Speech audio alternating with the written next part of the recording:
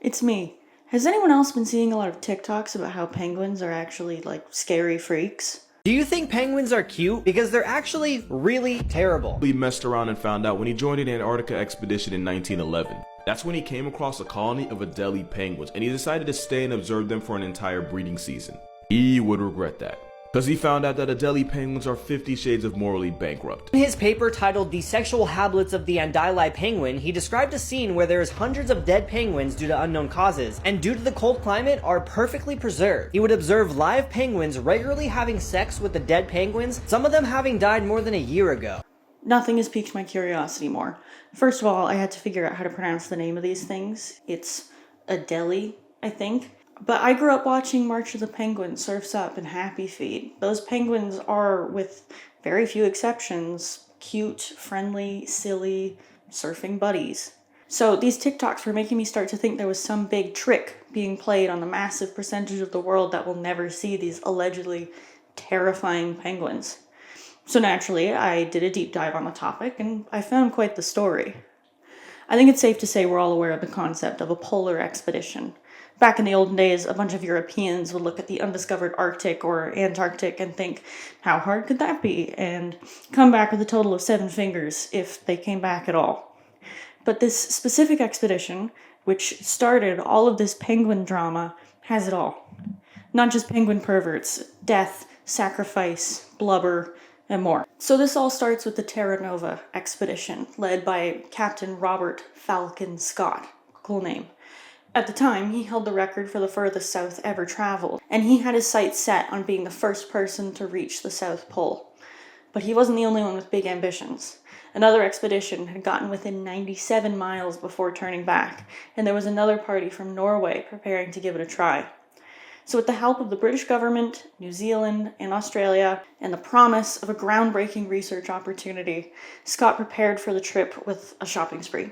According to the Antarctic Heritage Trust, he bought 162 carcasses of mutton and 3 carcasses of beef, cheese and butter obtained in New Zealand, 3 Woodsie motor tractors and drums of shell patrol, 2 Siberian and 17 Manchurian ponies, 33 Siberian dogs, a comprehensive selection of Burroughs' welcome medical and photographic supplies, clothing, tools, sledging equipment, surveying, navigating, and scientific equipment, a large quantity of compressed coal that was obtained in Cardiff, and from Australia, there were 45 tons of Geelong fodder and a quantity of oil cake, bran, and crushed oats for the ponies. And that's in addition to prefabricated huts that they were going to erect on site. I also found a photo showing they brought a pianola.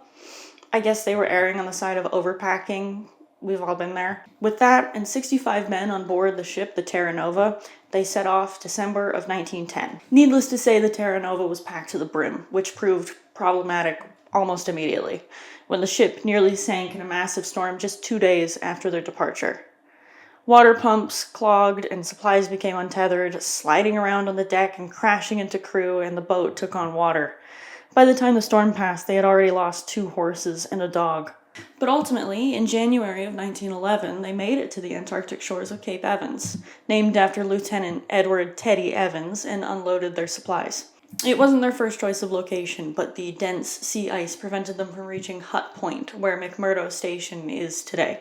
The less than ideal home base location caused by heavily packed ice may or may not be foreshadowing for the future. Of the 65 men on board the Terra Nova, 31 were to stay for the winter. 6 were to go to Cape Adair, and the other 25 were to stay at Cape Evans, titled the Northern Party and the Shore Party, respectively. In January and February, Antarctica's warm season, Captain Scott began to lay supply depots along his route to the South Pole with the Shore Party. This, too, did not go to plan. For some reason, Scott failed to consider that horses were not built for deep snow and ice, and lost 7 on this journey, totaling 9 so far. The final and largest depot, nicknamed 1 Ton Depot, was laid 37 miles off target because of these rough conditions. But oh well, because now it's winter, which is the Northern Hemisphere's summer, and the scientists can get to work at Cape Evans. When the group dropping depots returned, the home base was in full swing. In his journal, one man wrote, "The hut is a very different thing now to what it was when we left in January. Gas jets everywhere, stoves, clotheslines, clocks, telephones, electric gadgets, and scientific apparatus everywhere, all in full working order. Had a hot bath. Shaved off my beard and mustache after Ponting had perpetuated them for a photo." The Terra departed to deliver the northern party to Cape Adare in February, and then set off for New Zealand to make some repairs and resupply, leaving the shore party at Cape Evans and the northern party at Cape Adare. Scott gathered a team from the shore party that he named the Polar Party, who continued to prepare for their journey. Word had gotten in that the Norwegians had also settled in Antarctica to prepare for their polar journey, and unlike the Terra Nova crew, hadn't lost a dog and 9 horses already. In the meantime, another group broke off to hike 70 miles to Cape Crozier. The weather was horribly unfavorable, but they chose to travel in deep winter so that they would arrive in time to collect emperor penguin eggs as a part of the research effort into the relationship between birds and reptiles. Despite the negative 60-degree Fahrenheit weather, they succeeded in their mission without a hitch, which is unfortunately not foreshadowing for the rest of this story. The next task was the big one. In November of 1911, Scott and his team set out for the South Pole. The pressure was on because they had left later than the Norwegians in hopes that they would travel faster if they waited for the more favorable weather. The plan was to start with a large group to carry supplies and then gradually send supporting parties back to reduce the number of mouths to feed. Things went wrong left and right. The weather turned out to be a challenge as the snow would pile up and then melt. Motor sledges broke down. They ended up eating the rest of their horses. Scott sent back the dog teams and the first supporting party with 300 miles remaining, and the second supporting party back with 180 miles remaining. In need of more manpower, though, he decided to keep one additional man from the second supporting party. On January 17th of 1912, Captain Robert Falcon Scott, Lieutenant Edward Teddy Wilson, Lawrence Oates, Edgar Evans, and Henry Bowers arrived at the South Pole to discover that they were the second ever party to do so. The Norwegian party, led by Roald Amundsen, had planted the flag at the pole 35 days earlier. Roald Amundsen is a fascinating character on his own, by the way. He was a lifelong Arctic enthusiast and the first explorer to ever traverse the Northwest Passage in Canada. His time in the North actually proved critical to his success, as he spent time with the Inuit people during that journey, where he learned about winter survival from folks who do it all the time. With this knowledge, he prioritized dogs, with over 100 on this expedition, along with expert dog sledders. Amundsen wrote in his journal that he cannot understand what the English mean when they say dogs cannot be used here, in reference to Scott's choice to prioritize horses, which the layman could use rather than hire dog sledders. He also knew a great deal about making Arctic-ready clothes out of sealskin, which was much lighter and warmer than European parkas. The real kicker, though, was probably that he cached 10 times more food than Scott in his resupply depots in case of storm or injury, and that he started his trek 3 weeks before Scott from the Bay of Whales, 60 miles closer to the pole. So, Scott's party begins the trek home. Because they had left later than anticipated, they found themselves trekking in blizzard season. Surprisingly, in the low visibility, they were able to find supply depots, but Captain Scott hadn't planned for an additional man in the party or for slower travel in harsh weather, so they weren't well enough stocked. On February 4th, Captain Scott and Evans fell into a crevice. They're able to climb out, but it's Evans' second significant fall, and Scott noted in his journal that Evans was in poor shape both physically and psychologically, likely from a concussion in addition to the frostbite he had before the fall. Edgar Evans passed away on February 17th, 1912, and the journey only continued to look grim.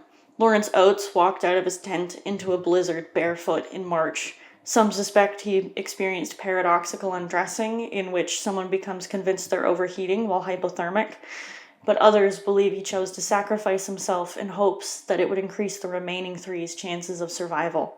Not long after Oates' passing, on March 21st, Scott, Wilson, and Bowers write their final letters. Captain Scott writes, "Had we lived, I should have had a tale to tell of the hardihood, endurance, and courage of my companions which would have stirred the heart of every Englishman. These rough notes in our dead bodies must tell the tale, but surely, a great rich country like ours will see that those who are dependent on us are properly provided for. The three passed in their tent 11 miles from the 1-ton supply cache, which was just 150 miles from Hut Point. Had the cache been placed in the correct location, they may have been able to regain the strength to continue on. By April, the rest of the shore party back at Cape Evans realized that the polar party likely wasn't going to return at all. They settled in for another winter, nearly dying twice. Once when a lamp exploded and once when the chimney caught fire. But ultimately, they were picked up by the Terra and went home on January 18th, 1913. Now, if you're like me, you read this whole story and thought, wait a minute, because what happened to the Northern Party? What about the nasty penguins? Well, it's honestly a whole second story. The Northern Party consisted of Victor Campbell, Raymond Priestley, George Abbott, Frank Browning, Harry Dickinson, and George Levick. Levick was the one doing the research on the mission. He was there to study the adelie penguin.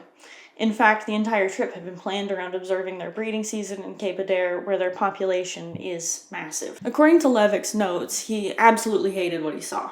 When he later tried to publish his findings, he couldn't find anyone willing to print his work because it was just too much for polite society. And Levick seemed to have already come to this conclusion himself while on the expedition. He wrote all of his notes in Greek, so only fellow scholars would be able to read them. Instead of fighting with publishers, he wrote a small pamphlet which was only circulated among a small group of zoologists. An analysis of his writings by a curator at the Natural History Museum, Douglas Russell, states, "The pamphlet, declined for publication with the official Scott expedition reports, commented on the frequency of sexual activity, autoerotic behavior, and seemingly apparent behavior of young impaired males and females, including necrophilia, sexual coercion, sexual and physical abuse of chicks, and homosexual behavior." Now, I understand most of this, but I just can't wrap my head around how a penguin can be sexually coercive. Like, my mind goes to a male penguin offended when they aren't invited into the female penguin's house for a nightcap after paying for dinner, which can't be right. And Russell has an explanation for this too.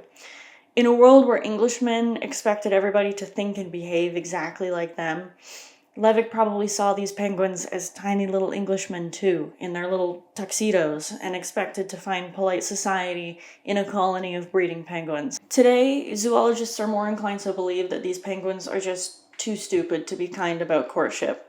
They theorize that the adelie penguin can't really differentiate males from females or a compliant penguin from a dead penguin. I mean, this is the same species of penguin that determines if the water is safe by pushing one of their buddies in and seeing if they get eaten. This is also the same species of penguin that the rest of the Terra Nova expedition had an issue with because they would walk right up to the dogs, straining against their leashes to eat them, thinking maybe the dog wanted to be their friend. Many adelie penguins were eaten by dogs on this expedition. Until recently, Levick's observations were completely lost to history. The pamphlet was just so scandalous that nobody decided to keep it over the generations. The combined recent discovery of the pamphlet in a collection of documents from the expedition by Russell and the discovery of Levick's notebook frozen in the Antarctic snow by an unnamed conservator in 2012 are what brought this story to light. But anyways, in January of 1912, the Northern Party was picked up from Cape Adare by the Terra Nova and taken to Evans Cove, where they intended to spend 6 weeks conducting studies of the geography and surrounding glaciers. But the Terra Nova never returned. As it turns out, there was too much pack ice in the water and the ship simply couldn't make it to Evans Cove. With winter fast approaching, the Terra Nova had no choice but to leave to avoid becoming stranded in the ice as well. By the end of February, the Northern Party must have realized the Terra Nova wasn't coming, because they decided to relocate across the ice to a nearby island they nicknamed Inexpressible Island, where they dug a cave into a large snowdrift. With only summer gear and about 4 weeks of food rations, they went into full survival mode. The snow cave consisted of a 10-yard-long passage that opened up into a 9 by 12-foot room with a 5.5-foot ceiling. They built a fireplace with boulders and lined the floor with seaweed. The low ceiling gave them all severe back pain, and they almost died of asphyxiation when the entrance collapsed, but it was better than living in their summer tents, which weren't equipped for the winter's deadly winds. Levick wrote in his diary that the wind was so severe he had to crawl instead of walk when he was outside. They settled into a routine. On Tuesdays, they would put a citric acid tablet into hot water as a treat. On Sundays, they made a new pot of tea. On Mondays, they reboiled it to have again. And on Tuesdays, they smoked the leaves. Sundays were for singing psalms, and Saturdays were for regular sing-alongs. Over the course of their stay on Inexpressible Island, the party killed a total of 15 seals and 5 emperor penguins, which was essentially every animal they saw the entire winter. They made a lamp out of tin, blubber, and bootlaces. They cooked a meal called hoosh. It used dried meat rations called pemmican, a carb ration called a sledge biscuit, and snow or ice. The recipe is pretty informal, though. Any rations cooked with snow or ice to make a sludgy stew is technically hoosh. One time, the whole Northern Party gang got diarrhea when they tried to cook it with seawater instead of snow for some extra flavor. With rations dwindling and the hunted meat beginning to turn bad, the Northern Party came up with a plan. They were going to walk the 200 miles back to Cape Evans to rejoin the rest of the expedition in late August. Waiting until August was in hopes that the weather would become favorable as spring approached. Through the winter, it was so cold that the men would often cut their fingers without realizing while butchering meat. As the salt water and the rotting meat continued to make them sick, they delayed their departure. Levick had the idea that everyone would exercise in preparation. It also eased the igloo back that they had developed from living in the too small cave. On October 10th, after crossing the Drygalski Barrier full of crevices and challenging terrain, they could see Mount Erebus, meaning that they were getting close. On October 28th, they spotted a flag left by the shore party. It marked a life-saving supply depot full of biscuits, butter, raisins, and lard. Among the rations was a note from the others letting them know why the Terra Nova had never picked them up and hadn't sank like the party had feared. After resupplying, the rest of the journey was a breeze in comparison. They found 2 more supply caches and 70 miles later arrived at Cape Evans on November 6th. That's where they found another note about the loss of the Polar Party. The rest of the expeditioners weren't at the base because they were out searching for the remains of Scott, Wilson, Oates, Evans, and Bowers. The surviving members of the Terra Nova expedition reunite on November 25th of 1912, after finding Scott, Wilson, and Bowers' bodies and erecting a makeshift gravesite. On the wooden cross, they inscribed the men's names along with a quote from Ulysses: "To strive, to seek, to find, and not to yield." The Terra Nova returned to pick them up in January of 1913. So maybe the adelie penguins aren't as horrible as they seem, but regardless, what a trip.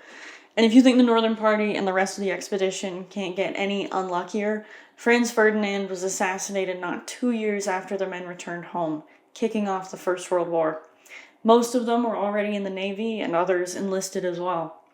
While Captain Scott's Polar Party didn't achieve its goal, and the Northern Party had to go through hell, the scientific value of the expedition is remarkable. The crew brought back rock samples, penguin eggs, and plant fossils. Of the 2,109 specimens they studied, 401 were new to science. Those plant fossils, by the way, helped scientists put together the theory that Antarctica used to be a warm climate and connected to India, Africa, and New Zealand. Even today, this is incredibly valuable research. I can only hope that while George Levick would lie awake at night thinking about penguin necrophilia, his and his fellow expeditioners' contribution to science helped ease his mind.